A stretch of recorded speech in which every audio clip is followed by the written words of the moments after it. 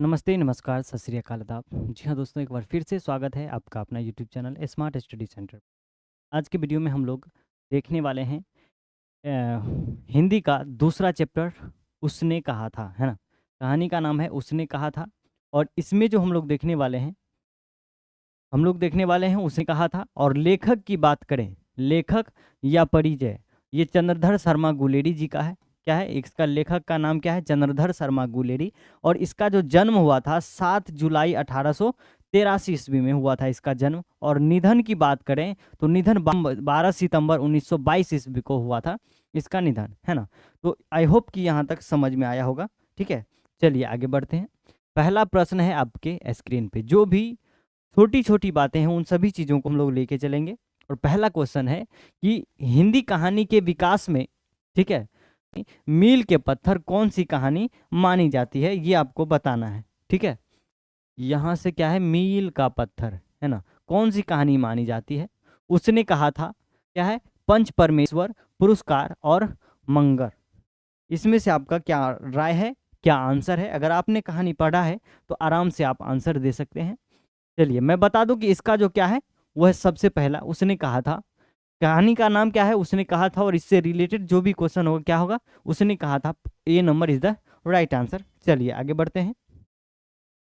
अगला प्रश्न है आपके स्क्रीन पे। ठीक है, चलिए क्वेश्चन है, हो गई का किस कहानी से संबंध है ना। तेरी कुराई हो गई, ये किसी ने किसी को पूछा था कहानी में। कौन पूछा था, किससे पूछा था, वो आपको कमेंट करना है। ठीक है, तो मैं लिख दूं कि कौन, ठीक है, कौन पूछा था, ठीक है, और किससे पूछा था, ये आपको कमेंट करना है कि ये दोनों क्वेश्चन का आंसर। ठीक है, और यहाँ क्या बोल रहा है कि तेरी कुराई हो गई का कहानी किससे संबंध है। मतलब ये जो शब्द है तेरी कुराई हो गई, ये कौन से कहानी से लिया गया है? तो पहला है कि रोज, उसने कहा था, तिरिच और जूठन। तो हम लोगों का कहानी का नाम क्या है आज? तो वो कहानी का नाम है उसने कहा था। आई होप कि राइट आंसर हो जाएगा। उसने कहा था, उसने कहा सा था, यही कहानी में पूछा गया है कि तेरी कुराई हो गई। ये सभी बातें आगे हम चर्चा करेंगे। ठीक है, चलिए आगे बढ़ते हैं। चलिए तीसरा नंबर क्वेश्चन है आपके स्क्रीन पे। कहता है कि बिना फेरे, है ना, घोड़ा बिगड़ता है। बिना फेरे घोड़ा बिगड़ता है और बिना लड़े सिपाही। यह पंक्ति किस कहानी में है? कौन सी कहानी में है? कहता है कि बिना फेरे घोड़ा बिगड़ता है, मतलब कि घोड़ा बांधा हुआ रहता है तो वो बिगड़ता है, उसको जब तक न चलाए तब तक वो अच्छे नहीं रहेगा। ठीक है, उसके बाद कहता है बिना लड़े सिपाही। ये डैश दिया गया है, बिना लड़े सिपाही। इसके बाद क्या होगा? यह पंक्ति जो है किस कहानी में है? कौन सा है? पहला है रोज, ओ सदानीरा, एक लेख और एक पत्र, और उसने कहा था। कौन सा है कहानी से ये शब्द लिया गया है, ये आपको कमेंट करना है। तीसरा नंबर क्वेश्चन है आपके स्क्रीन पे। चलिए कमेंट जो भी आ रहा है बहुत अच्छा आ रहा है। चलिए ऑप्शन नंबर क्या हो जाएगा इसका?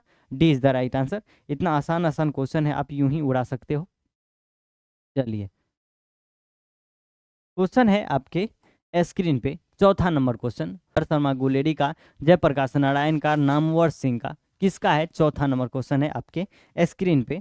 चलिए मैं क्वेश्चन का ऑप्शन क्या हो जाएगा जी? बोलोगे सर चंद्रधर शर्मा गुलेरी। उसने कहा था का रचयिता कौन है, तो लेखक कौन है? तो चंद्रधर शर्मा गुलेरी। और ये जो है कि कहाँ का, किसका रचना है? ये भी किसका है? चंद्रधर शर्मा गुलेरी जी का। चलिए आगे बढ़ते हैं। अगला प्रश्न है आपके स्क्रीन पे। चलिए कहता है कि चंद्रधर शर्मा गुलेरी किस सती के प्रमुख लेखक हैं? क्या है यहाँ पे? सती के प्रमुख लेखक हैं। सदी होगा यहाँ पे, क्या हो जाएगा जी? सदी होगा। ठीक है, तो 15वीं सदी, ठीक है, ठीक है, क्या हो जाएगा? 15वीं सदी, 16वीं सदी, 19वीं सदी और 20वीं सदी।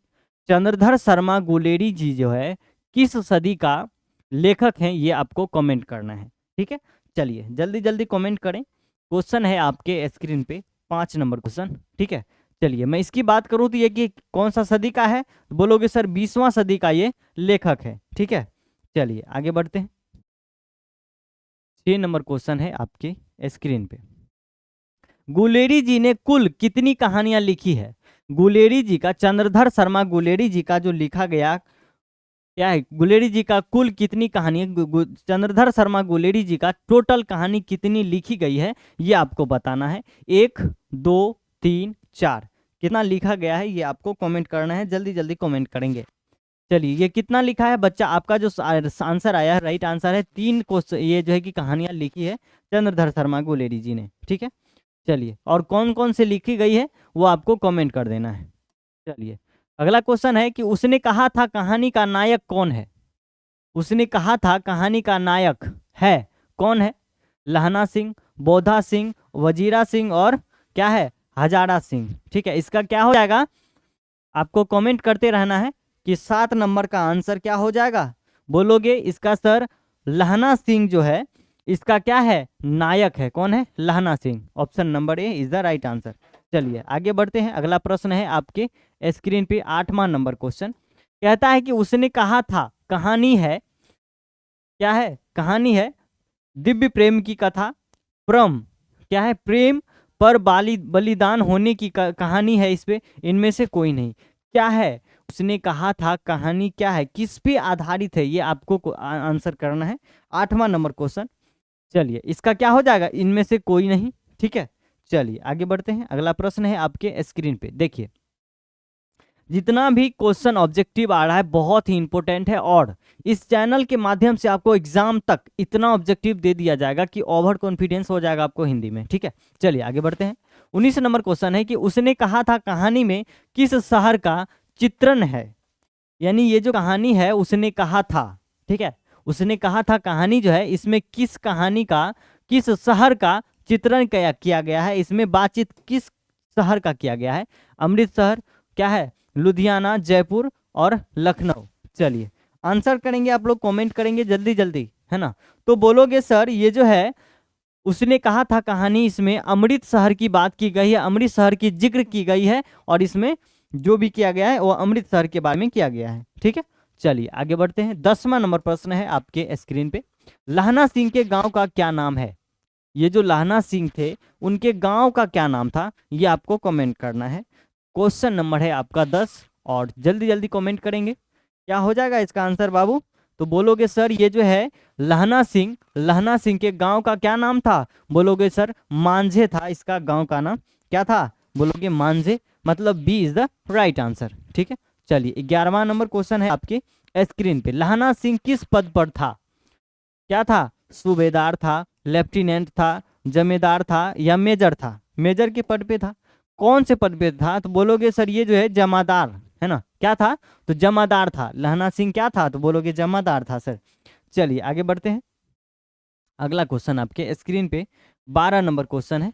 ठीक है, चलिए, कहता है कि सूबेदार हजारा सिंह के लड़के का क्या नाम था? सूबेदार हजारा सिंह का जो लड़का था उसका नाम क्या था, वही आपको कमेंट करना है कि इसके लड़के का क्या नाम था। बोधा सिंह, क्या था, महासिंह, कीरत सिंह और जगधारी सिंह, क्या था? तो ये आपको कमेंट करना है। 12 नंबर क्वेश्चन है आपके स्क्रीन पे। ठीक है, बोलोगे सर ये जो था सूबेदार सिंह, इसके लड़के का क्या नाम था? तो बोलोगे बोधा सिंह। ए इज द राइट आंसर।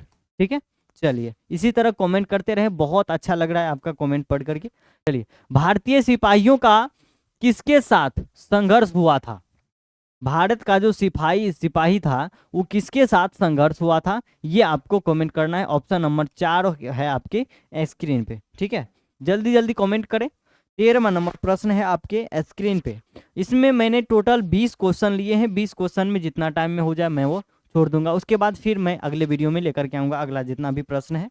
चलिए 13 नंबर क्वेश्चन है आपका, हो जाएगा क्या, किसके साथ हुआ था? तो बोलोगे सर ये जो जर्मनी था, जर्मनी के साथ इसका, चलिए किसके साथ हुआ था? तो बोलोगे जर्मनी के साथ इसका संघर्ष हुआ था। किसका हुआ था? तो भारतीय सिपाहियों का जर्मनी के साथ संघर्ष हुआ था। चलिए आगे बढ़ते हैं, 14 नंबर क्वेश्चन है आपके स्क्रीन पे। जर्मन लेफ्टिनेंट को किसने मारा था? किसने मार गिराया? जर्मन का जो लेफ्टिनेंट था उसको कौन मारा था? सूबेदार सिंह, बोधा सिंह, लहना सिंह, वजीरा सिंह। किसने मारा था, ये आपके पास क्वेश्चन है और आपको आंसर करना है क्या हो जाएगा। 14 नंबर क्वेश्चन है आपके स्क्रीन पे। चलिए 14 नंबर की बात करें तो क्या हो जाएगा बच्चे, चलिए आपका कमेंट जल्दी जल्दी आना चाहिए। क्या हो जाएगा, तो बोलोगे सर ये जो है जर्मन का जो लेफ्टन था, कौन मारा था इसको, तो बोलोगे लहना सिंह ने इसको मार गिराया था। सी इज द राइट आंसर। ठीक है, चलिए आगे बढ़ते हैं। 15 नंबर क्वेश्चन है आपके स्क्रीन पे। सिख राइफल्स के जमादार, क्या है, सिख राइफल्स के जमादार लहना सिंह। मैंने पहले भी बता दिया कि लहना सिंह कौन था, बोलोगे जमादार था। तो जमादार लहना सिंह का क्या है, नंबर क्या था। ये जो सिख राइफल था, लहना सिंह के पास एक राइफल था, उसका नंबर क्या था, क्या था, तो नंबर क्या पूछ रहा है, तो नंबर इसका क्या था, बोलोगे सर इसका नंबर था 77, है ना। चलिए आगे बढ़ते हैं। अगला प्रश्न है आपके स्क्रीन पे। 16 नंबर क्वेश्चन क्या है, सुखमय जीवन किसकी रचना है। ये जो है सुखमय जीवन, ये किसकी रचना है। ठीक है, क्या है, चंद्रधर शर्मा गुलेरी का, क्या है, देवकी नंदन, है ना, गोपाल राम, उसके बाद क्या है, बालकृष्ण भट्ट का, किसका है, ये आपको कमेंट करना है। 16 नंबर क्वेश्चन है आपके स्क्रीन पे, है ना। चलिए मैं बता दूं, ये जो है सुखमय जीवन, ये रचना किसका है, तो ये जो है कौन लिखा है, तो बोलोगे सर चंद्रधर शर्मा गुलेरी ने ये सुखमय जीवन रचना किया है। ठीक है, चलिए आगे बढ़ते हैं। अगला क्वेश्चन है आपके स्क्रीन पे 17 नंबर क्वेश्चन। बोलोगे, कहता है कि उसने कहा था कहानी कब प्रकाशित हुई थी। ये जो कहानी है उसने कहा था, ठीक है, और ये कहा था कहानी कौन लिखा है, तो बोलोगे चंद्रधर शर्मा गुलेरी जी। लेकिन कब लिखा है, ये जो प्रकाशित हुआ था कब हुआ था, 1913 में, 1912 में, 1915, 1900 में, कब हुआ था, ये आपको कमेंट करना है। जल्दी जल्दी कमेंट करें। ठीक है, चलिए 17 नंबर क्वेश्चन का आंसर बताएं बच्चे, जल्दी जल्दी बताएं क्या हो जाएगा, तो बोलोगे 1915 में जो है ये प्रकाशित किया गया था, है ना। उसने कहा था कहानी जो कब प्रकाशित किया गया था, बोलोगे 19 नंबर, 19 का सी, यानी कि 1915 में प्रकाशित की गई थी।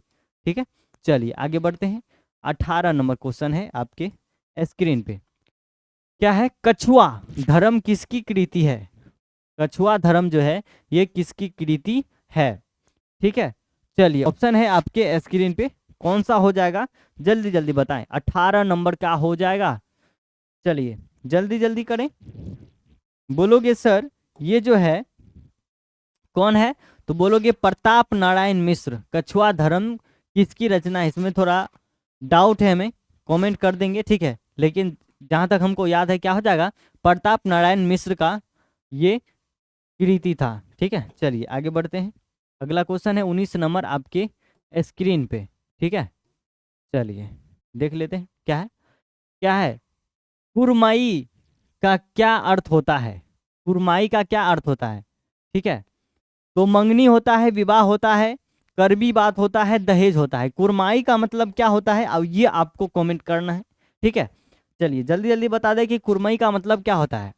अगर आपसे पूछे कि कुरमाई करोगे हमसे, है ना, अगर आप लड़के हो तो लड़की आपसे पूछेगी कि तुम हमसे कुरमाई करोगे, लड़की हो तो लड़के पूछेंगे तुम हमसे कुरमाई करोगे। अगर कुरमाई का मतलब नहीं पता रहेगा तो आप बोलोगे हाँ ना, मतलब समझ में ही नहीं आएगा। तो कुरमाई का मतलब क्या होता है, मंगनी होता है। ठीक है, शादी से पहले जो मंगनी किया जाता है वो कुरमाई होता है ना। चलिए, ये हम लोग के जनरली हम लोग के इधर बिहार में लगभग नहीं के बराबर यूज होता है ना।